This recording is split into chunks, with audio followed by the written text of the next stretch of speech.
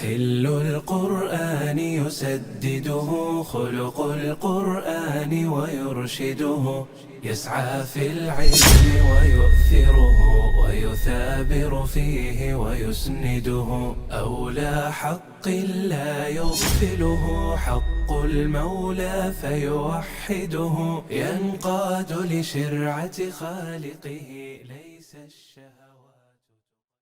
Bukhari rahimahullah ta'ala has a chapter called Babul Haya'i fil Ilm, having shame in knowledge. And he mentions the statement of Mujahid, لا يتعلم العلم مستحي ولا مستكبر. One who's shy will not learn, and one who's arrogant will not learn, because the one who's shy, his shyness will deprive him of learning. One who's arrogant, his arrogance will deprive him of learning. Meaning you need to ask to learn. And Aisha radiallahu anha said, نعم النساء نساء الأنصار لم يمنعهن الحياء أن يتفقهن في الدين. The best of the women are the women of the Ansar, or how good are the women of the Ansar? Shyness didn't prevent them from attaining the fiqh in the deen. And there's sahabiyat. We mentioned examples in our fiqh class where they went to the Messenger sallallahu alaihi wasallam and specifically asked him about personal, intimate matters that they needed to know as part of the fiqh of their ibadat. But at the same time, that's the way to go if you need to know something. At the same time, if the terms can be alluded to, or you can hint to them, or you can mention it explicitly once and then refer to it by hinting to it, then that's a method taken from the Quran. When matters may be bashful or reprehensible and one must learn them, Allah subhanahu wa ta'ala taught us those matters. But because the Quran is the summit of manners and eloquency, there's something called kinaya. Kinaya is ذكر الشيء بغير لفظه الموضوع له. And probably the best English, wallahu alam, definition of that is euphemism, or alluding, or hinting, or substituting, where you substitute a term with another that's not specific for that matter. And it's used for many reasons. Kinaya is used for many reasons. But I mention it in the context that we're talking about here, which I'm trying to get at, which is being selective in how you present matters that may be bashful in a setting of talabat al-ilm. Look at the verse in the Quran. فما استمتعتم به منهن فآتوهن أجورهن فريضة ولا جناح عليكم فيما تراضيتم به من بعد الفريضة إن الله كان عليما حكيما. فما استمتعتم به منهن. Literally, that means what you enjoy, or enjoyment with your spouse, with your wife. فما استمتعتم به منهن. Enjoyment here was used instead of intimate sexual relationship between a husband and a wife.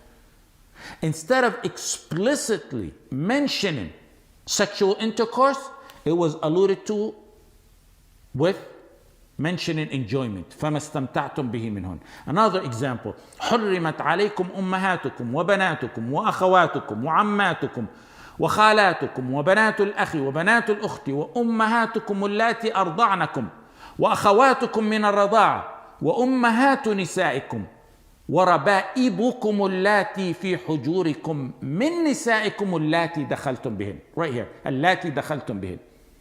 اللاتي دخلتم بهن literally means entered upon them. Entered upon them here was used, the term entered upon them was used instead of saying sexual relationship. Rather than mentioning intimate sexual relationship, Allah said, Allati dakhaltum bihin, entered upon them. Another example, and the examples are many. وَكَيْفَ تَأْخُذُونَهُ وَقَدْ أَفْضَى بَعْضُكُمْ إِلَى بَعْضٍ وَأَخَذْنَ مِنْكُمْ مِيثَاقًا غَلِيظًا. الإفضاء هو الجماع. أفضى, literally, linguistically in Arabic means reaching one another without a barrier. الوصول إلى الشيء من غير واسطة. أفضى is gone to each other, reached one another.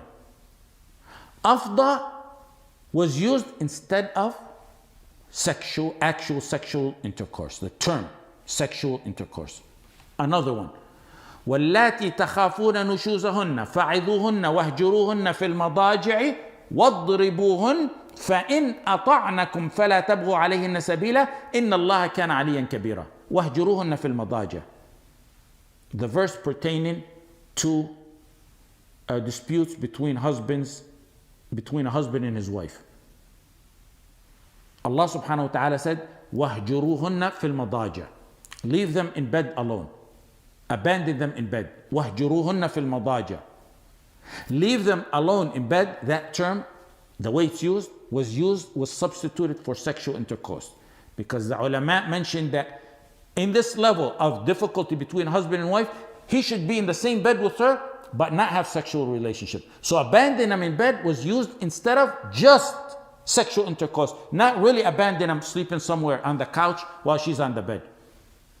The verse that we took many times in this class has two examples in it. يا أيها الذين آمنوا لا تقربوا الصلاة وأنتم سكارى حتى تعلموا ما تقولون ولا جنبا إلا عابري سبيل حتى تغتسلوا وإن كنتم مرضى على سفر أو جاء أحد منكم من الغائط أو لامستم النساء أو جاء أحد منكم من الغائط أو لامستم النساء. غائط linguistically means the lower part of the earth. The Arab used to go to the lower grounds to avoid higher grounds when relieving themselves so they won't be seen. So they would go to the lower part of the earth.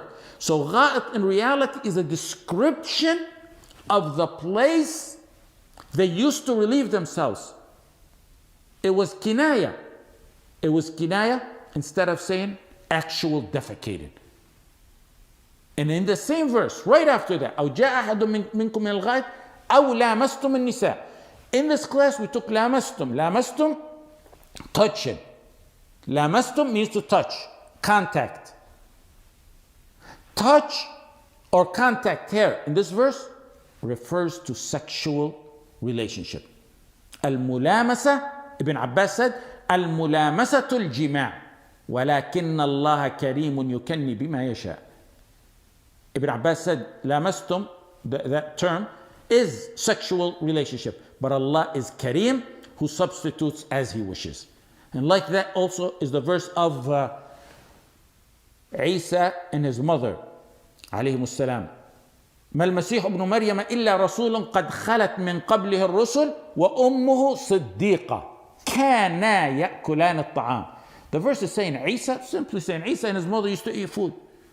Eating food here is kinaya, that they use the bathroom, because it's from the essentials of eating that one uses the bathroom. كان يأكلان الطعام كناية عن قضاء الحاجة لأن أكل الطعام من لوازمه قضاء الحاجة. Also a description of the punishment of the kuffar on their deathbed in two verses. فكيف إذا توفتهم الملائكة يضربون وجوههم وأدبارهم. The second one is ولو ترى إذ يتوفى الذين كفروا الملائكة يضربون وجوههم وأدبارهم. If only you could see when the angels take away the souls of the disbelievers, they smite their faces and their backs. أدبارهم in both verses, which means backs in Arabic, is the kinaya here is used instead of buttocks, as Mujahid and other ulama said.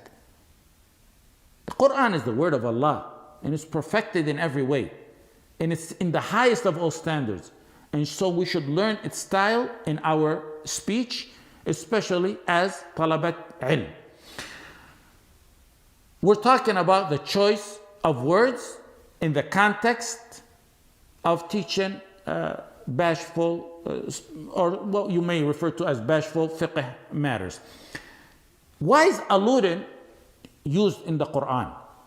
There's many reasons for that, but for our specific matter here, I'll mention a few. One of them is because it's a bashful matter or a reprehensible matter or a hideous matter, so it's substituted. And I said, if you can't get the fiqh issue or lesson clear, except through directly mention it, you should directly mention it. But if you can hint to it, that's good. Or if you can explicitly mention it the first time, and then, because you're going to repeat it in a class, then after you explicitly mention it, then hint to it and allude to it. Also, a reason for the kinaya in these matters in the Quran is it could be an unpleasant topic like ghaib. And a third reason is because hinting is because the mind follows what the tongue recites or what the ears hear. A person reads the Quran while he's in a deep ibadah status, in salah, in khushu', in the 1/3 end of the night, trying to attain the deepest of khushu', trying to contemplate the meaning. One attempts to attain the deepest khushu' with the word of Allah subhanahu wa ta'ala. He tries to concentrate and understand on the meaning. With the verses mentioned in hinting by Allah subhanahu wa ta'ala, you attain the same necessary understanding of the verse without your mind wandering into something unnecessary that may take away from one's khushu' or concentration. Had it been explicit sexual relationship that was mentioned, instead of lamastum, for example, the mind and heart would visualize what's heard and read, and that may cause someone's khushu' or his spiritual concentration to lessen. So the original term was substituted or hinted to by Allam al-Ghuyub. That's the summit peak of manners and eloquency, and at times hinting like that is also more summarized. وصلى الله على سيدنا محمد وعلى آله وصحبه وسلم. يا فارس القدس هيا تعجل وشمر عن الزند حوا أبيا لساح المنايا صراعا ترجل وقارع بصدرك ريحا عتيا تناديك أحجار أقصى الطهارى فلب النداء بكرة وعشيا.